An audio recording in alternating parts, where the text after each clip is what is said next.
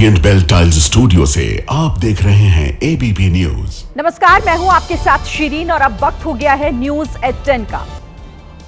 गुजरात के सूरत में एक स्टील कंपनी में उस वक्त हंगामा हो गया जब कर्मचारी वेतन बढ़ाने की मांग को लेकर हड़ताल पर चले गए और इसी दौरान कुछ कर्मचारी अचानक हिंसक हो उठे और स्टाफ की कई 10 से ज्यादा गाड़ियों को एक-एक कर आग के हवाले कर दिया। गाड़ियां धू-धू कर जलने लगी, लेकिन लोग मोबाइल से जलती हुई गाड़ियों का वीडियो बनाते रहे। इसके बाद प्रदर्शनकारियों ने कंपनी में तोड़फोड़ शुरू कर दी। नहीं, हमारा अंदर है। हालात कंट्रोल करने के लिए पुलिस ने 40 से ज्यादा आंसू गैस के गोले भी दागे, लेकिन हालात बेकाबू होते रहे। पुलिस ने हिंसा में शामिल करीब 25 मजदूरों को हिरासत में लिया। फिलहाल फैक्ट्री में कड़ी पुलिस सुरक्षा तैनात की गई।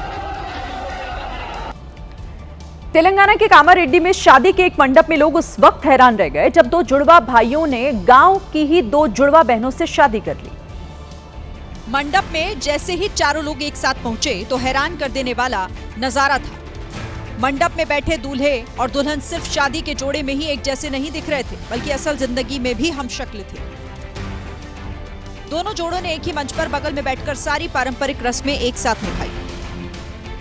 विजय कीर्तना और विनय कीर्ति की जोड़ी इतनी मिलती जुलती थी कि मेहमान बार बार भ्रम में पड़ जाते थे। कौन सा भाई किस बहन के साथ, यह पहचानना मुश्किल हो रहा था। देश में पहले भी ऐसी कुछ घटनाएं हुई हैं, लेकिन कामारेड्डी जैसे छोटे इलाके में यह पहला बड़ा मौका है। दिवंगत अजित पवार के विमान हादसे की जांच को लेकर भतीजे रोहित पवार ने पुलिस प्रशासन के खिलाफ मोर्चा खोल दिया है। आज रोहित पवार अपने समर्थकों और वकीलों की एक बड़ी टीम को लेकर बारामती तालुका थाने पहुंच गए। इस दौरान समर्थकों ने दिवंगत अजीत पवार के समर्थन में न केवल नारेबाजी की, बल्कि प्रशासन पर कार्रवाई नहीं करने को लेकर जमकर हंगामा भी किया। रोहित पवार का दावा है कि डीजीसीए अधिकारियों को पता था कि विमान पहले से ही खराब है। फॉल्टी विमान जानबूझ के दिया या गलती से दिया तो उसको क्रिमिनल कॉन्स्पिरेसी आती है, तो वो क्रिमिनल कॉन्स्पिरेसी टेक्निकल रिपोर्ट पे नहीं होगा, उसके लिए अलग एफआईआर लेना पड़ेगा। रोहित पवार ने पूछा कि पुलिस आखिर एफआईआर करने से क्यों डर रही है। एफआईआर करा, याच्यासाठी आम्ही बारामती मध्ये जायचं का मुंबई जायचं हे इथं असणारे वकील संघटना ठरवेल। रोहित पवार ने कहा कि जब तक एफआईआर नहीं हो जाती वो चैन से बैठने वाले नहीं हैं। बीजेपी ने राहुल गांधी के खिलाफ दिल्ली में एक पोस्टर लगाया। इस पोस्टर में राहुल गांधी की तुलना उमर खालिद से की गई, लेकिन पोस्टर में दो ऐसी चीज सामने आई जिसके चलते खुद बीजेपी की ही फजीहत होने लगी। इस बड़े से पोस्टर में दो अलग अलग तस्वीरें हैं। पहली तस्वीर उमर खालिद की है, जिसमें बताया जा रहा है कि जब ट्रंप भारत के दौरे पर आए थे तब सीएए विरोध प्रदर्शन की आड़ में दिल्ली में दंगा भड़काने की कोशिश की गई थी। वहीं दूसरी तरफ राहुल गांधी की तस्वीर है, जिसमें कुछ कार्यकर्ताओं को शर्टलेस दिखाया गया है और एआई समिट में हुए प्रदर्शन को लेकर हमला बोला गया। ये पोस्टर बीजेपी के राष्ट्रीय प्रवक्ता सरदार आरपी सिंह की तरफ से लगाया गया और ऊपर लिखा है, एक ही अराजक पद्धति, देश विरोधियों के अलग अलग चेहरे। अब जरा इस पोस्टर की उस वजह को भी देख लीजिए जिसके लिए बीजेपी की किरकिरी हो रही है। राहुल गांधी वाले हिस्से में एआई समिट के साथ साल 2024 लिखा है, जबकि प्रदर्शन 2026 में हुआ। इसी तरह पोस्टर में इंडिया की जगह इंडिया लिखा है, यानी देश का नाम भी गलत लिखा गया, जिसके बाद कांग्रेस के नेता बीजेपी नेताओं की बुद्धि पर सवाल उठा रहे हैं। हैदराबाद से भयानक आग की तस्वीरें सामने आई हैं, जहां के पॉश इलाके जुबली हिल्स के एक बड़े शॉपिंग मॉल में आग लग गई। करोड़ों का माल जलकर खाक हो गया। शुरू से निकली चिंगारी के ज्वाला बनने में देर नहीं लगी और देखते ही देखते पूरे जुबली हिल्स इलाके में काले धुएं ने घुसपैठ कर ली।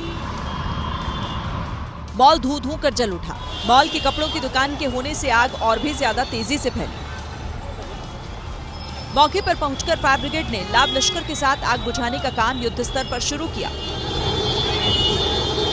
घंटों बाद आग थमनी शुरू हुई, लेकिन तब तक सब कुछ जलकर राख हो गया था।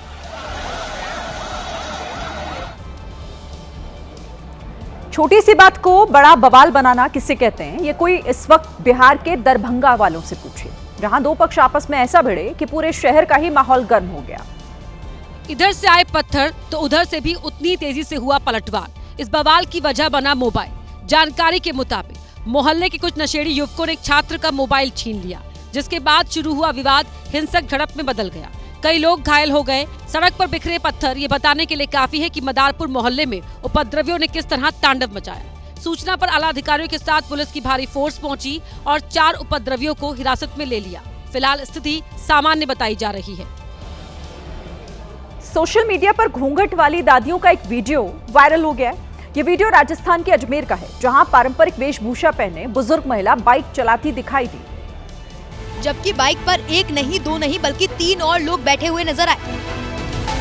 पारंपरिक लहंगा चुनरी पहने हुए एक महिला बाइक को स्टार्ट करती है, जबकि पीछे 2 और महिलाएं बैठी हुई हैं। महिला बाइक को आगे बढ़ा पाती है। इससे पहले एक और बुजुर्ग शख्स बाइक पर बैठ गया। एक बाइक 4 सवारी, न हेलमेट और न ही ट्रैफिक पुलिस का डर। महिला ने बाइक को स्टार्ट किया और फर्राटे से आगे बढ़ गई। दादियों का अंदाज देखकर लोग हैरान रह गए। हालांकि कुछ लोगों ने सड़क सुरक्षा नियमों का हवाला देते हुए चिंता भी जताई। जम्मू कश्मीर भीषण आग की खबरों से दहल गया, जहां के अलग अलग इलाकों में भीषण आग लग गई। आग इतनी भयानक थी कि सब कुछ जलकर धुएं में उड़ गया। आपके सामने 2 तस्वीरें हैं, पहली बांदीपोरा की और दूसरी श्रीनगर की। दोनों ही जगह ऐसी आग लगी कि शासन प्रशासन में हड़कंप मच गया। सबसे पहले आपको बांदीपोरा लेकर चलते हैं, जहां के मुख्य बाजार में आग लगी। तस्वीरों को देख किसी का भी दिल घबरा जाए। आग बाजार में लगी, इसीलिए पूरे इलाके में अफरा तफरी मच गई। इस बाजार की अधिकतर दुकान लकड़ी की बनी हुई है, इसलिए आग बेहद तेजी से फैली। वहीं राजधानी श्रीनगर में जहां आग लगी वो कपास कारखाना है। कारखाने में भारी मात्रा में कपास होने की वजह से यहां भी चिंगारी की ज्वाला बनते देर नहीं लगी और देखते ही देखते सब कुछ जलकर स्वाहा हो गया। मथुरा में आज विश्व प्रसिद्ध लठमार होली खेली गई और इस दौरान एक बड़ा हादसा होते होते टल गया। दरअसल दोपहर में 2 घंटे के लिए मंदिर बंद कर दिया गया था, जिसके बाद बैरियर के पास भीड़ का जमावड़ा लगना शुरू हो गया और जैसे ही बैरियर खुला, लोगों की भीड़ आगे की तरफ बढ़ने लगी। तभी कुछ लोग जमीन पर गिर पड़े, कई लोगों के नीचे दब गए। अच्छी बात यह रही कि पुलिसकर्मियों ने तत्परता दिखाते हुए बैरियर दोबारा से बंद कर दिया और दबे हुए लोगों को किसी तरह बाहर निकाला गया।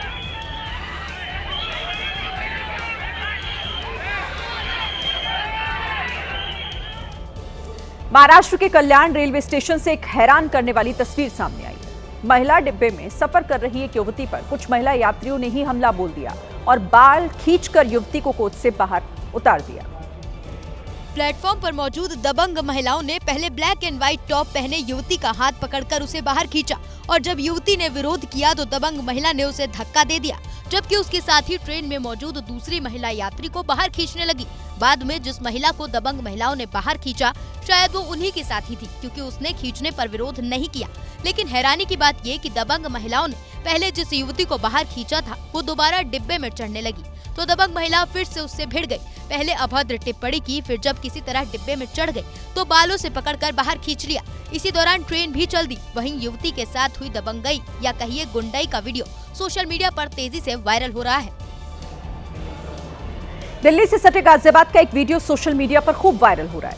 इस वीडियो में एक हिंदूवादी नेता एक मुस्लिम शख्स की नॉनवेज की दुकान जबरन बंद करवाते और धमकाते नजर आया। वीडियो में सफेद कुर्ता पायजामा पहने सत्यम पंडित एक मुस्लिम होटल मालिक को धमकाता दिखाई दिया। मंगलवार में मेरी दुकान चल रही है, परमिशन है मंगलवार की परमिशन है। मालिक कौन है? मालिक आप हो? मंगलवार बंद करो तुरंत। अरे बंद करो, हटाओ तुरंत। सामने मंदिर नहीं दिख रहा तुम्हें? इतने शर्म नहीं, मंगलवार को क्या पड़ रहा है? सत्यम की दादागिरी यही नहीं था। उसने कहा कि अगर मंगलवार को नॉनवेज की दुकान खोली तो आग लगा दूंगा। अंदर कर, 1 मिनट में अंदर कर। और मंगलवार की दुकान खुली दिख रही ना, आग लगा दूंगा 1 मिनट में। दिन दहाड़े गुंडागर्दी का ये वीडियो सत्यम पंडित नाम के इस कथित हिंदूवादी नेता ने खुद बनवाया और फिर उसे फेसबुक पर पोस्ट कर दिया। वीडियो वायरल होने के बाद गाजियाबाद पुलिस का कहना है कि इस मामले में उचित कार्रवाई की जाएगी। इससे पहले अगस्त 2024 में भी सत्यम पंडित का एक वीडियो वायरल हुआ था, जिसमें उसने बांग्लादेशी और रोहिंग्या को लेकर धमकी दी थी। गुजरात के अहमदाबाद से एक ऐसी तस्वीर आई है जिसको देखकर आप हैरान रह जाएंगे। एक तेज रफ्तार कार ने ऐसा कहर मचाया कि बिना वजह एक परिवार को भारी आर्थिक नुकसान झेलना पड़ गया। तेज रफ्तार का यह है नतीजा।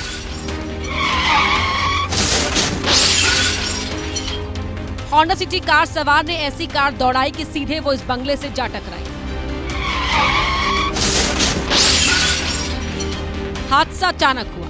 लेकिन इतना भयानक हुआ कि घर के अंदर से महिला पलक झपकते ही डरकर बाहर आ गई।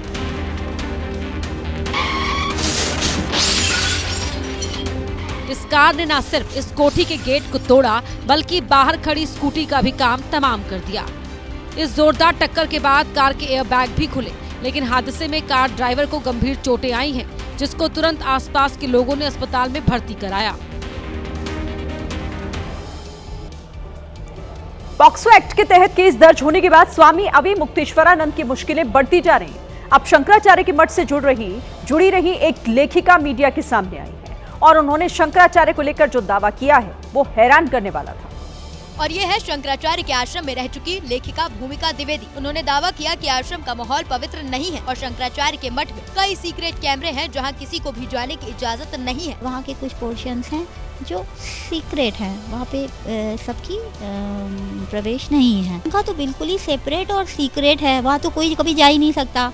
ये कहाँ सोते हैं वो ऐसा लोग कहते हैं कि वो जो उनकी मालकिन है उन्हीं के यहाँ जाकर सोते हैं। उन्होंने मठ के अंदर लग्जरी माहौल, स्विमिंग पूल, गुप्त और रहस्यमयी कमरे होने का दावा किया है, जिसका कंट्रोल स्वामी जी की सखी के पास है। एक ही महिला है, मालकिन है पूरे इसकी विद्या मठ की। वहाँ पे अगर पत्ता भी इधर से उधर होगा, अगर वहाँ पे एक जर्रा भी इधर से उधर होगा तो शी हैंडल। भूमिका द्विवेदी के मुताबिक मठ में आध्यात्मिक वातावरण की बजाय आधुनिक सुविधाएं ज्यादा दिखाई दी। शंकराचार्य अभी मुक्तेश्वरानंद के खिलाफ जहां नए आरोपों की बौछार हुई है, तो वहीं इन आरोपों पर शंकराचार्य ने सफाई भी दी है। साथ ही मठ में रहने वाली एक साध्वी भी सामने आई और सभी दावों और आरोपों को सिरे से खारिज कर दिया। मठ और उनके कमरे को लेकर किए जा रहे दावों पर शंकराचार्य ने कहा कि झूठी कहानी बनाकर फैलाई जा रही है। 1995 में इसका निर्माण हुआ और उसके बाद से ये मठ लोक कल्याण के कार्य निरंतर करता चला आ रहा है। जहाँ तक 5 मंजिला होने की बात है, ये ऐसी चीज़ नहीं होती है कि कोई जेब में रख करके छिपा ले। शंकराचार्य के मठ में रहने वाली एक साध्वी ने इन आरोपों को षड्यंत्र करार दिया। सरासर झूठ है और गुरुदेव जो गौ माता को राष्ट्र माता का सम्मान दिलाने के लिए जो उन्होंने आवाज़ उठाई है, उनकी आवाज़ को बंद करने के लिए ये सारा षड्यंत्र रचाया गया है। साध्वी ने आरोप लगाने वाले आशुतोष ब्रह्मचारी पर भी हमला बोला। उन्होंने कहा कि वो खुद कई मामलों में आरोपी हैं। वहीं शंकराचार्य के खिलाफ शिकायत करने वाले आशुतोष ब्रह्मचारी लगातार नए खुलासे कर रहे हैं। आशुतोष ब्रह्मचारी ने आरोप लगाया कि अभी मुक्तेश्वरानंद ने सनातन धर्म का चोला ओढ़कर घिनौना अपराध किया है। और मीडिया से बातचीत करते हुए आशुतोष ब्रह्मचारी ने यहाँ तक दावा कर दिया कि शंकराचार्य को फांसी होकर रहेगी। मेडिकल में बिल्कुल साफ साफ आ गया है कि इन्होंने ऐसा किया है, पुष्टि हो रही है।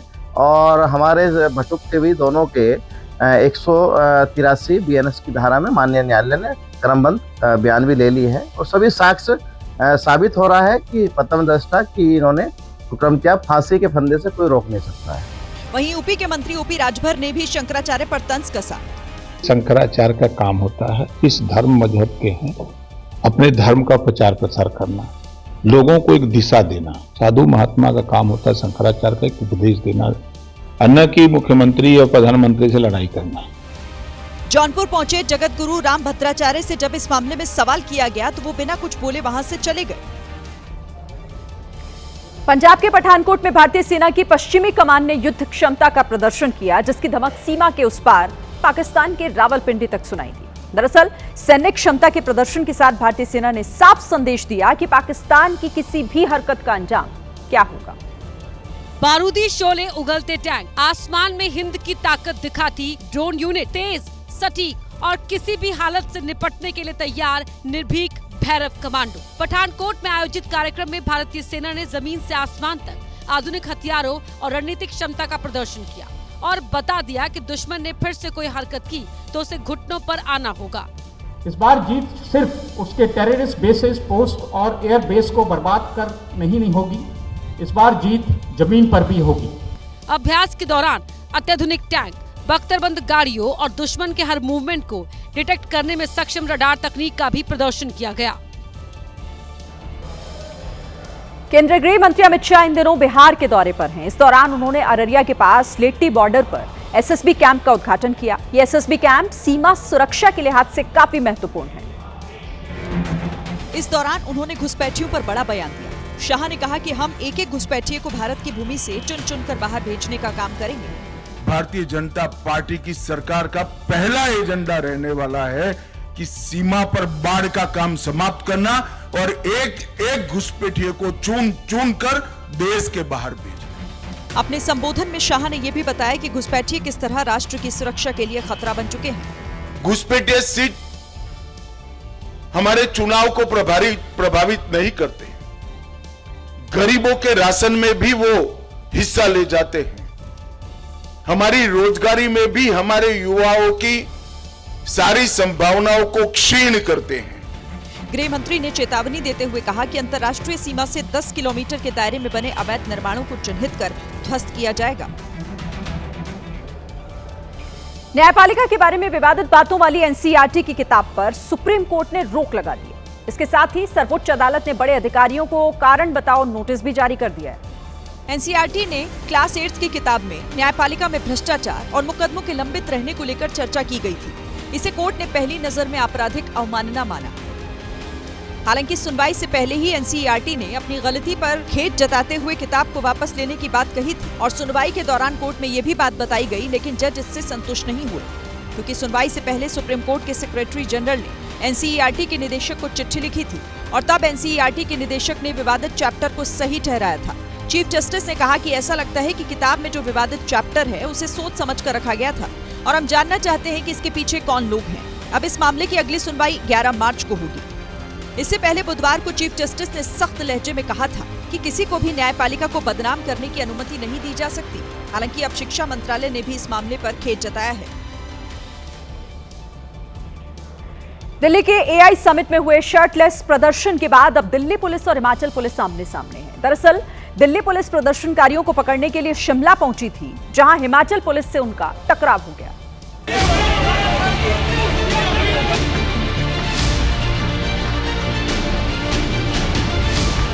टकराव इसलिए हुआ क्योंकि हिमाचल पुलिस का आरोप है कि दिल्ली पुलिस बिना बताए शिमला में आकर गिरफ्तारी कर रही थी।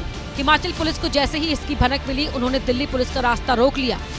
आपके पास कोई लीगल डॉक्यूमेंट नहीं है, आप लोगों को लेके जा रहे हैं। आपके पास एक भी डॉक्यूमेंट आपने देख लिया, मेरे काम कर लिया, एक आपने डॉक्यूमेंट नहीं दिखाया। सर अभी देख लीजिए। हिमाचल पुलिस ने दिल्ली पुलिस की कार्रवाई को गैर कानूनी बताया और गिरफ्तारी करने आए दिल्ली पुलिस के जवानों पर एफआईआर दर्ज कर ली। मेरे काल को रिमांड नहीं लेना सर, मुझे बताइए, मैं पेश कर सकता नहीं लेना आपने, अपने कोर्ट में पेश कर सकता हूं। अभी आप किसी जाएंगे, आपके ऊपर एफआईआर में बोलो, मेरे को आपसे कुछ इस तरह आधी रात को बीच हाईवे पर जमकर बवाल हुआ। बवाल की मुख्य वजह रही दिल्ली पुलिस का शिमला जाकर आरोपियों को पकड़ना। शिमला पुलिस ने यह दावा किया कि किडनैपर की तरह दिल्ली पुलिस ने आरोपियों की गिरफ्तारी की है। सिर्फ इतना ही नहीं, शिमला पुलिस ने आरोप लगाया कि यूथ कांग्रेस के तीनों कार्यकर्ताओं को रोहडू के एक रिजॉर्ट से बिना सही डॉक्यूमेंट के ले जाया जा रहा था। हिमाचल पुलिस ने बिना कोई रसीद दिए रिजॉर्ट का सीसीटीवी, डीवीआर जब्त करने का भी आरोप लगाया, तो वहीं दिल्ली पुलिस दलील देती रही कि वो लीगल कार्रवाई कर रही है। मैं पहले मेरी एफआईआर रजिस्टर है 20 तारीख की। 20 तारीख में मैं आज सुबह अरेस्ट कर चुका हूँ। अरेस्ट करके मैं ले जा रहा हूँ जहाँ मुझे आपने रोक रखा है पूरे दिन भर से, अब मुझे नाके पे आप रोक रहे हैं। शिमला एसपी ने दिल्ली पुलिस की एक नहीं सुनी और मीडिया के सामने ही उन्हें कार्रवाई की धमकी दी।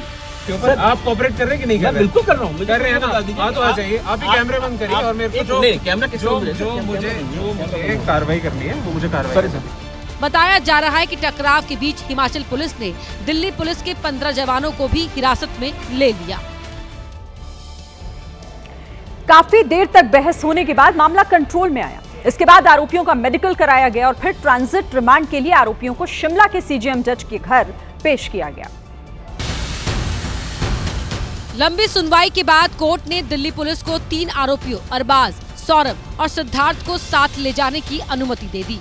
दिल्ली जा रहे हैं, आज यहीं रुकेंगे हिमाचल में सर। पुलिस दिल्ली जा रहे हैं सर। शिमला पुलिस की कार्रवाई को कैसे देख रहे हैं आप? आपको रोका गया क्या? कोर्ट के आदेश के बाद दिल्ली पुलिस आरोपियों को लेकर शिमला से रवाना हो गई। क्या आपको कोई पछतावा है आपने एआई समिट में जो कुछ किया था? क्या कोई पछतावा है? बताया जा रहा है कि दिल्ली पुलिस और हिमाचल पुलिस के बीच ये टकराव अभी और बढ़ सकता है। आशंका है कि एफआईआर के जवाब में दिल्ली पुलिस भी एक क्रॉस एफआईआर दर्ज कर सकती है, जिसमें सरकारी कार्य में बाधा डालने की धाराओं में केस दर्ज किया जा सकता है।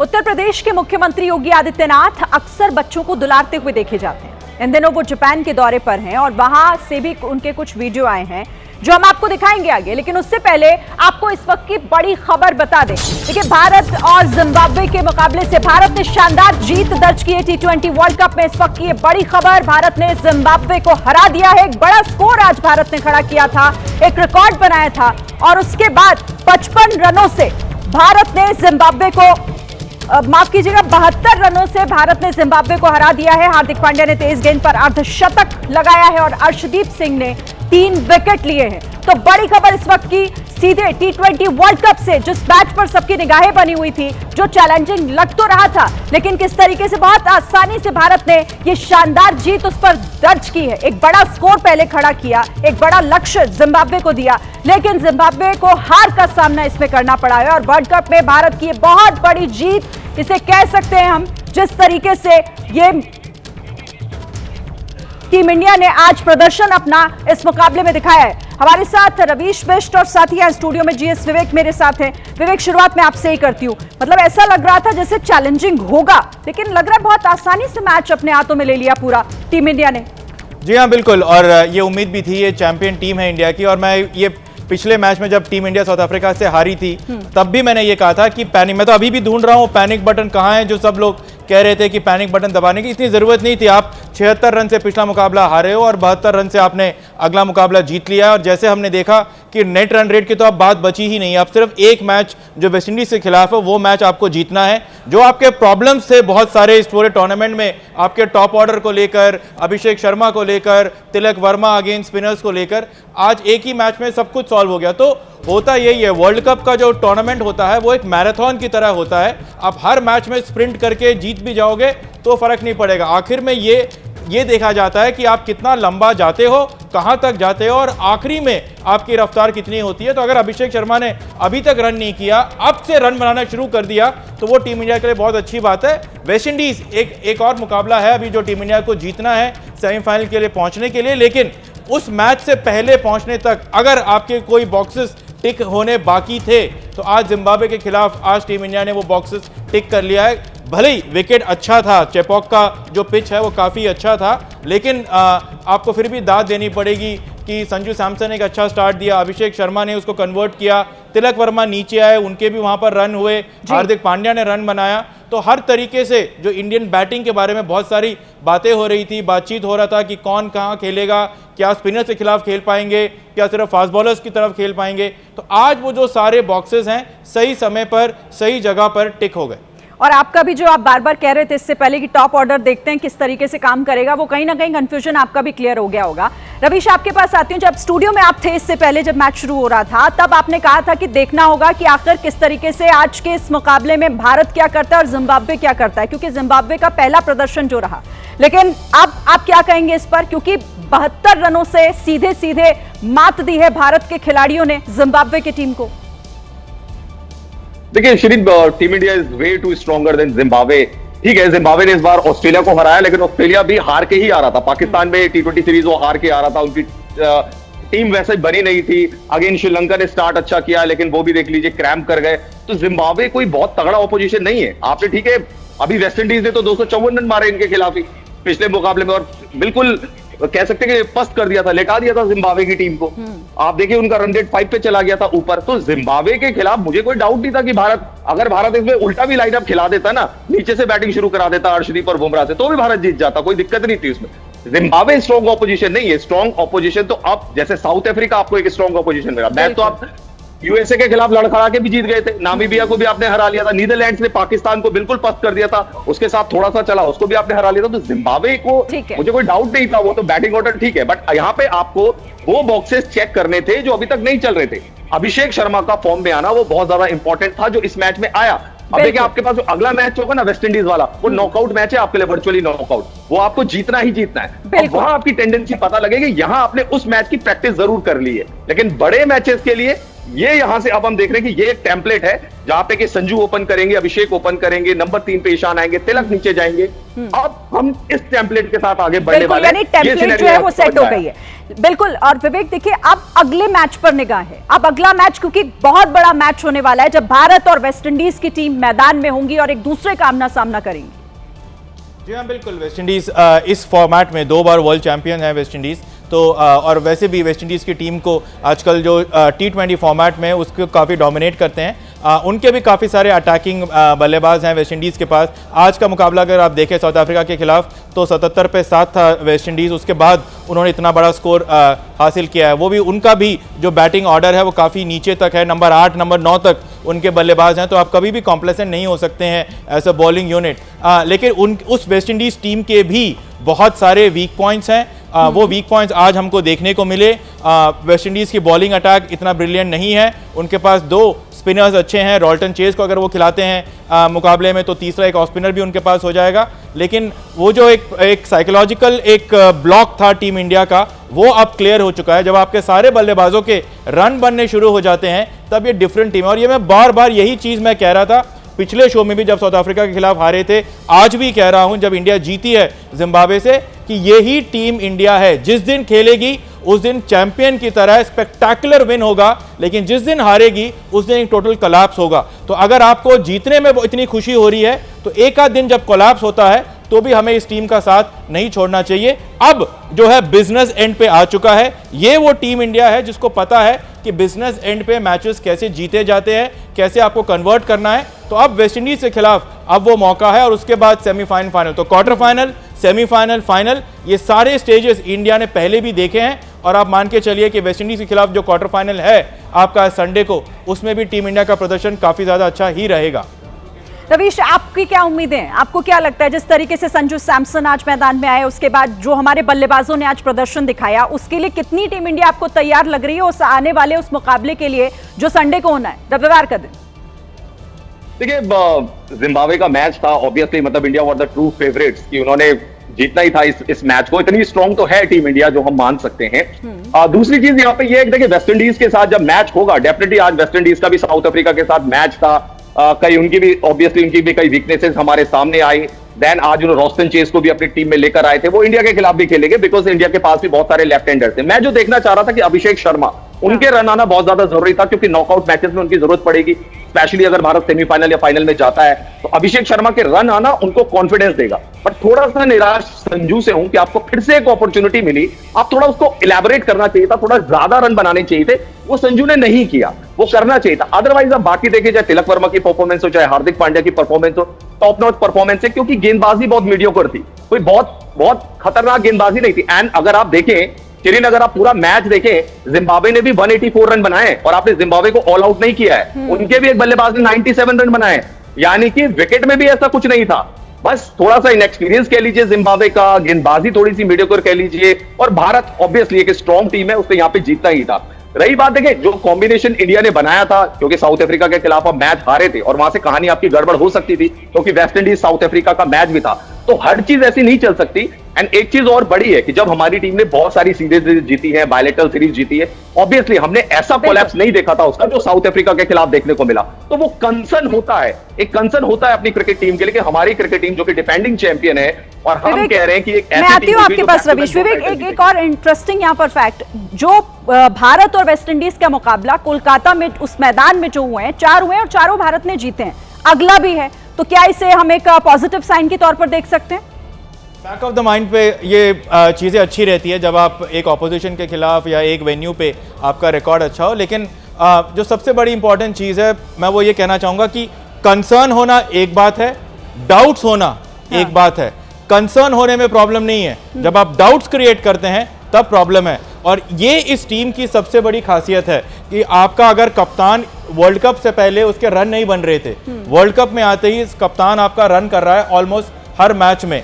वर्ल्ड कप से पहले जो बल्लेबाज रन कर रहा था, वर्ल्ड कप के दौरान उसने रन बनाने बंद कर दिए, तो बाकी सबको डाउट हुए, टीम इंडिया को डाउट नहीं हुआ। तो ये एक खासियत है and we have to back this team, believe this team, क्योंकि चाहे वो बॉलिंग हो, बैटिंग।